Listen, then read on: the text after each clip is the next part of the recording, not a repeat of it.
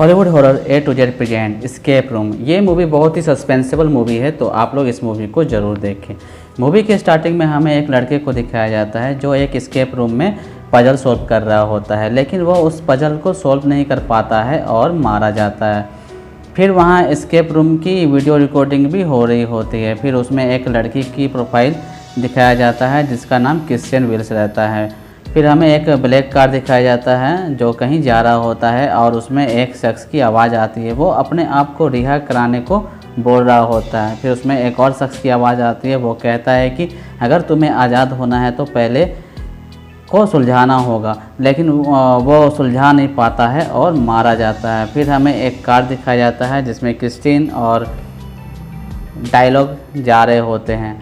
असल में डायलॉग का बर्थडे होता है, इसलिए क्रिस्टीन उसे सरप्राइज़ पार्टी डिसाइड करती है। फिर वो लोग क्लब जाते हैं, वहाँ पहले से ही उनके फ्रेंड्स होते हैं। वो लोग फिर वहाँ एंजॉय करते हैं और बातें करने लगते हैं। फिर क्रिस्टीन डायलॉग को एक गिफ्ट देती है। जब वो उसे ओपन करता है तो उसमें कार्ड्स होते हैं। जब वो उसे अच्छे से देखता है तो वो एस्केप रूम का कार्ड होता है। फिर क्रिस्टीन उन सब गेम्स के रूल बताती है, उन्हें बस वहाँ पहेलियाँ सुलझानी है रूम से निकलने के लिए। फिर वो लोग क्लब से बाहर निकलते हैं। फिर वो लोग पार्किंग में जाते हैं, वहाँ पहले से ही एक ब्लैक कलर की कार खड़ी होती है। क्रिस्टीन कहती है हमारा एस्केप रूम ये कार में बैठ के जाना है, लेकिन वो 7 लोग होते हैं और एस्केप रूम की रिजर्वेशन सिर्फ 6 लोगों की होती है। फिर उनकी एक फ्रेंड वहाँ से चली जाती है, दरअसल उसे एक और पार्टी में भी जाना होता है। फिर वो लोग कार में बैठ जाते हैं। फिर क्रिस्टीन एक बॉक्स उनके आगे करती है और कहती है आप सब लोग अपना मोबाइल इस बॉक्स में डाल दो। फिर सब लोग ऐसा ही करते हैं। क्रिस्टीन कहती है ये सब गेम का हिस्सा है। फिर क्रिस्टीन उन सब से अपने अपने पर्स भी इस बॉक्स में डालने को कहती है।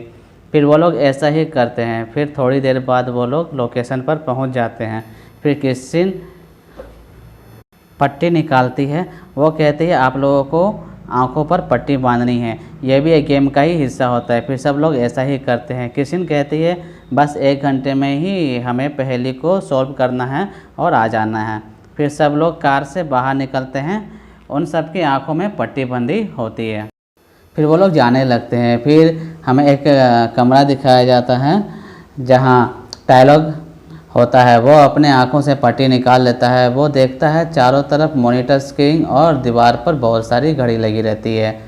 फिर हमें अगले कमरे में एंडरसन को दिखाया जाता है जिसके हाथ उसकी गर्लफ्रेंड से लॉक हुई रहती है। वो दोनों के हाथ एक दूसरे से बंधे होते हैं। फिर वो उसे खोलने की कोशिश करते हैं। फिर हमें अगले कमरे में दिखाया जाता है जहाँ कॉलरेट और डेबी होती है। कॉलेट के नीचे वाले पार्ट में एक लॉक लगाया रहता है। फिर वो उसे निकालने लगती है। फिर हमें एंडरसन को दिखाया जाता है, वो दोनों भी अपने लॉक को खोलने की कोशिश कर रहे होते हैं। दरअसल ये एक पजल होती है, अगर ये लोग इस पजल को सॉल्व कर देते हैं तो ये लॉक खुल जाएगी। फिर एंडरसन की गर्लफ्रेंड पजल को सॉल्व कर देती है और इधर कॉलेट और डेवी भी पजल को सॉल्व करने में लग जाते हैं और फाइनली वो लोग भी पजल सॉल्व कर देते हैं। फिर हमें क्रिस्टीन के बॉयफ्रेंड को दिखाया जाता है, वो डोर के पास जाता है और उस पर एक छोटा विंडो होता है, वो उसे खोलता है। उस तरफ एंडरसन और उसकी गर्लफ्रेंड होती है। फिर डायलॉग उस गेट को खोलने के लिए पजल सॉल्व करने लगता है। वो एंडरसन से पूछता है तुम्हारे कमरे में क्या अजीब है, तो वो कहता है यहाँ सब जगह घड़ी लगी होती है। फिर डायलॉग एंडरसन से दीवार पर लगी घड़ियों के टाइमिंग पूछता है। फिर वो उसे पजल को सॉल्व कर देता है और डोर ओपन हो जाती है। फिर वो सब उस कमरे में हर तरफ देखने लगते हैं। इन्हें दीवार पर लगी पेंटिंग दिखाई देती है, ये भी एक पहेली है। वो पजल भी सॉल्व कर देता है और वो जैसे ही पजल सॉल्व करता है तभी एक बड़ी सी विंडो ओपन होती है, लेकिन बीच में ग्लास लगी होती है जिससे साउंड इधर से उधर ना जा सके। फिर वो लोग देखते हैं कि उस तरफ एक डोर है। फिर वो लोग उसी कमरे में जाते हैं जहाँ डायलॉग था। वो डोर भी वही पर खुलती है, लेकिन वो लॉक होती है। फिर डायलॉग उस पजल को सॉल्व करने लगता है। दरअसल यहाँ बहुत सी घड़ी है, उसी में 1 मिनट का सुई रहती है। जो उस डोर ताले का काम करती है। फिर डोर ओपन हो जाता है, फिर ये लोग सब एक कमरे में आ जाते हैं। फिर वहाँ मॉनिटर में एक स्क्रीन ऑन होती है जिसमें क्रिस्टीन एक पिंजरे में बंद होती है। फिर ये लोग नेक्स्ट क्लू के बारे में देखते हैं। फिर ये लोग नोटिस करते हैं जिस कमरे में कॉलेट और डेवी बंद थे वहाँ पीछे कुछ लेटर्स लिखे थे, लेकिन जैसे ही डोर ओपन होता है वो लेटर्स भी गायब हो जाती है। फिर ये लोग डोर को बंद कर देते हैं तो लेटर्स वापस आ जाता है। फिर ये लोग वहाँ बहुत सारे न्यूज़पेपर को देखते हैं। फिर ये लोग उस न्यूज़पेपर में क्लू ढूंढने लगते हैं। फाइनली उन्हें क्लू मिल जाता है। फिर टाइलो उस कमरे में जाने लगता है, लेकिन कॉलेट कहता है कि वो इस कमरे में था इसलिए पजल भी वही सॉल्व करेगा। यहाँ भी इन लोगों की तू में जरूर रहती है।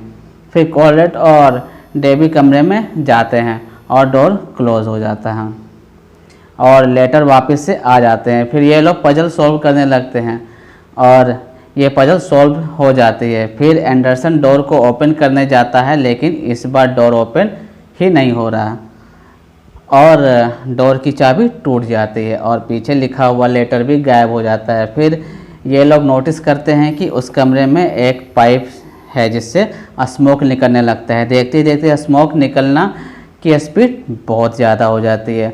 इधर डेवी और कॉलेट एक दूसरे को किस कर रहे होते हैं, लेकिन ये जो स्मोक था ये एक एसिड स्मोक था जो इन्हें जलाना शुरू कर देता है। इनके बॉडी से स्किन उतरने लगती है और ये दोनों मर जाते हैं। फिर ये तीनों बहुत ही परेशान हो जाते हैं। फिर टायरो मॉनिटर की स्क्रीन को देखता है जिसमें क्रिस्टीन एक पिंजरे में बंद है। असल में वो नेकेड रहती है और इधर एंडरसन की गर्लफ्रेंड एंडरसन को ब्लेम कर रही होती है कि उसने चाबी को जानबूझकर तोड़ दी है। वो दोनों में आर्गुमेंट होने लगती है। फिर टायलो कहता है कि इस कमरे में वेंटिलेशन तो ज़रूर होगा। वो कमरे में इधर उधर देखने लगता है, तभी उसे वेंटिलेटर मिल जाता है और वो उसी वेंटिलेटर से जाने लगता है। फिर वो लोग एक दूसरी तरफ आ जाते हैं। फिर वहाँ भी एक पजल होती है, लेकिन एंडरसन की गर्लफ्रेंड उस पजल को छेड़ देती है जिससे एंडरसन आधे में फंस जाता है। फिर ये लोग जल्दी से पजल सोल्व करने लगते हैं और पजल सोल्व हो जाती है और एक डोर ओपन हो जाता है।